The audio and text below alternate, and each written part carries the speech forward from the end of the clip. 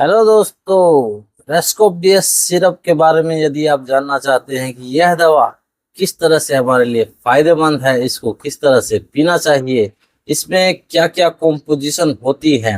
और यह कौन सी कंपनी की है, इसकी पीने से क्या क्या साइड इफेक्ट हो सकते हैं, तो दोस्तों आप हमारे दीपक फार्मेसी चैनल पर जा करके इसके बारे में पूरा वीडियो देख सकते हैं। धन्यवाद दोस्तों।